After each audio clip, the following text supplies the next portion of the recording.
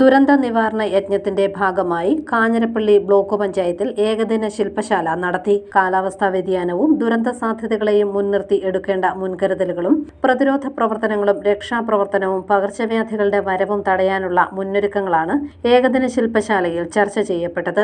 ബ്ലോക്കിന് പരിധിയിൽപ്പെടുന്ന 7 പഞ്ചായത്തുകളിൽ നിന്നും തെരഞ്ഞെടുക്കപ്പെട്ട സന്നദ്ധ പ്രവർത്തകരും ആരോഗ്യവകുപ്പിലെ ജീവനക്കാരും ഫയർ ആൻഡ് റെസ്ക്യൂ വകുപ്പിലെ ജീവനക്കാരും പരിശീലന പരിപാടിയിൽ പങ്കെടുത്തു. ഹോസ്പിറ്റലിൽ നിന്ന് എല്ലാ സ്റ്റാഫിനും ഒന്നും വരാൻ പറ്റില്ലല്ലോ.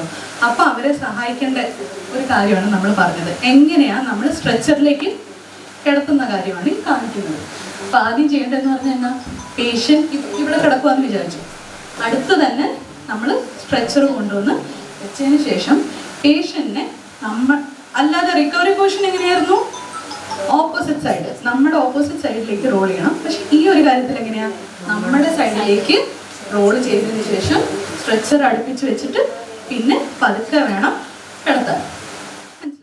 Block panchayat vice president Jolly Madakkakuzhi അധ്യക്ഷത വഹിച്ച യോഗത്തിൽ പ്രസിഡന്റ് അജിത രതീഷ് സെമിനാർ ഉദ്ഘാടനം ചെയ്തു. സ്ഥിരം സമിതി ചെയർമാൻമാരായ TJ മോഹനൻ, ഷക്കീല നസീർ, ബ്ലോക്ക് പഞ്ചായത്ത് അംഗങ്ങളായ TS Krishnakumar, PK Pradeep, Rathnamma Raveendran, Anu Shiju, epidemiologist doctor Jithi, health inspector Sajith S, fire ഓഫീസർമാരായ Noufal PI, Shameer MP, joint BDO Siyad TE, വനിതാക്ഷേമ officer Prashanth C, senior clerk Dileep KR, joint BDO Ashalatha, head accountant Rejimon KR തുടങ്ങിയവർ വിവിധ പരിപാടികൾക്ക് നേതൃത്വം നൽകി.